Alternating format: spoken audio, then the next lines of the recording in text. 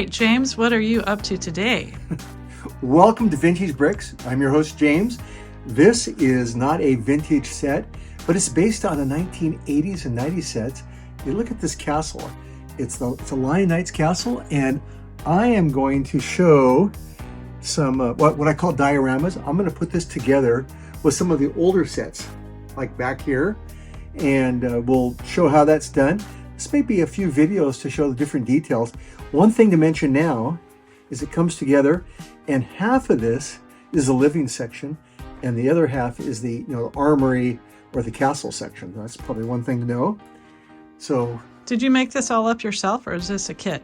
Well, this is a kit, but my dioramas, which are when I add more sets to it, I'm making up as I go. I have 4 of those, so we'll see those. Is the diorama idea yours, or did you? People do those online. Dioramas are done, but the ones I do are obviously unique because I'm not copying anybody's. But people can do this at home. They can take their old sets and then kind of add to it and have kind of fun. It seems like you're kind of playing more than collecting here today, which is awesome. This is a play day with the castle sets. You're being very creative. How did you come up with these ideas here? What was your inspiration? The inspiration was, how do I take a new set and then make use of it in the vintage world, and because this really is based on the old sets. But this is an amazing set. If you guys get this, you won't be disappointed. Well, I'm excited to see what you come up with. Okay, thank you. All right. So my goal here is to create 4 different looking dioramas so you can see the versatility of this new Lion Knight set as sort of the centerpiece of these scenes. And I'm using, in this case, a lot of the Black Falcon sets from the 1980s. And I'll add some of the Black Knight sets and of course the Lion Knight sets. And then you'll see in a minute I'm going to add the Forestmen set here. So I'm going to put this together pretty quickly. I'm doing this, I'm not attaching these super tight, obviously, for the purposes of our video. We just have it next week. The idea is to create a courtyard and a nice wall around the outside. It's peacetime here in the Lion Knight world, and this set is supposed to be, set 20, 30, 40 years after the original set, so it's a lot of upgrades, but they kept the old walls there. And as I spin it, you'll see some of these different era sets. Like coming across right there is the 6085 Black Knight set, and we'll come back around here. So nice courtyard, a great way to add old sets to a tremendous new one. Well, the yellow castle sets, the 6075 or 375, I think these are the European version I have. So I added a couple of those sets here. Again, opened up this castle wide to create that huge wall. And I added some Black Falcon sets to this one too to fill in some of the spaces. And it's pretty satisfying when you can reuse some of your old vintage sets to make as a fun set. So this is more of a angled open of the wall there, and then on the right there I have the Black Falcon sets, and then the classic yellow castle sets are getting new life here. It's almost like they built their new Lion Knight castle on the ruins of the old. I guess they fixed them up a little bit here, and as we spin that, you can appreciate the contrast between the gray and the yellow. And even after 40 years, a lot of similarities in the look of these castle sets. So die number 3, I went to the Forestmen to look for inspiration because they are in the new Lion Knight set. They're around still now. They're at peace. The Forestmen are at peace with the Lion Knights. And over the years, their forest has grown, the Sherwood Forest has grown large, and we'll put it together. Now the Lion Knight castle is put together to make the footprint a little bit more compact, which I like for this kind of set. And I added a blacksmith shop to give it another building, another outbuilding here. The commerce is going on. People are trading from here and there. And this doesn't have that courtyard, so it's more open, a little more airy. That's a fun setup. Maybe my favorite of them. As we spin it around, you can see how this is such a striking Lion Knight castle.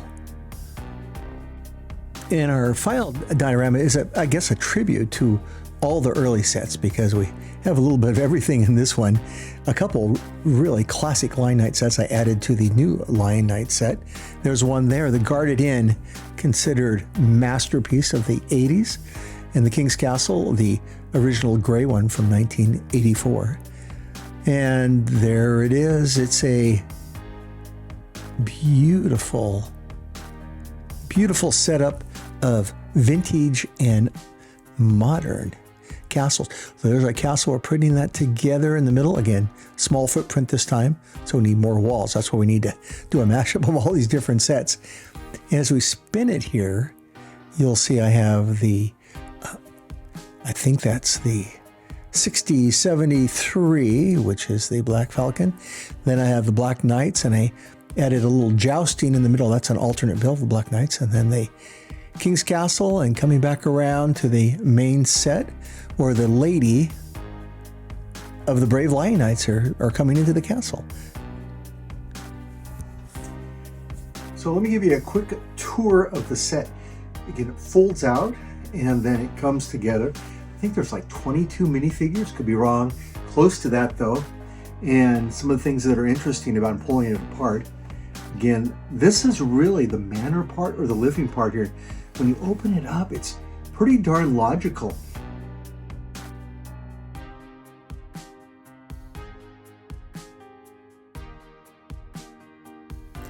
Those 3 stories here. The bottom floor is where the servants get the food ready. They mill, they bake, that oven. They get everything ready to feed the Lord and Lady of the Manor. And as expected, we have the more elegant middle floors. Harpsichord there, and then with the bard playing. As we move to the right, we have the formal dining room with the classic shields. Upstairs, we have the bedroom with a little table. There's a hidden mouse behind the wall there. And the boy's ready to get into the last room upstairs that has a yellow castle he's playing with. You can tell so much thought was put into this manor, or this part of the castle. Wonderful. So when the Lady of the Lion Knight and her buddies built this castle, they were very careful to protect the people that live in the civilian side. And there's only one way in there, and that's through the bridge here. And you see, you come in this way, and to get into the main military or armored side of the castle, you had to come up over the drawbridge, which is, I think, super clever here. And if you're not wanted, if you're like a salesman or something, they didn't want you to get on the drawbridge, and they drop you right down into the dungeon to, tell you not to come back, take you off their email list or whatever. Now we have the portcullis, which is I love this. The portcullis goes up and down easily. They really did solve a lot of things in this castle with really automating the portcullis and the drawbridge, kind of what you expect after 40 years. But I love that. That is really special to me. And then we'll kind of open this up and go over some of these rooms now. So on the left here is the armored castle part right there. And let's take a look at the different rooms here. Oh, it has this really amazing dungeon, a dual dungeon. And like we had shown before, you can fall right down in there from the front gate. Then on the right-hand side, we have a little soldier's place at the bottom, a second entrance at the top left there. And then we have some armors you can put on there. This side, of course, has ladders. It doesn't need stairs. These are army men. At the top, we have like another armory place. So pretty straightforward and well thought out and crafted. I also think it's notable for the 4 things the set it doesn't have. One, it doesn't have magical creatures, which really weren't around in the 1980s and early 90s. It doesn't have a whole bunch of, evil characters that are going to attack the castle. And still, we have the Lady of the Brave Lion Knights, but we still don't have the Lion Knight King, And finally, as a good thing, we don't have the classic raised base plate. So with all of that, thank you for visiting Vintage Bricks. And hey, if you haven't signed up or subscribed, please do so. And we'll see you again soon.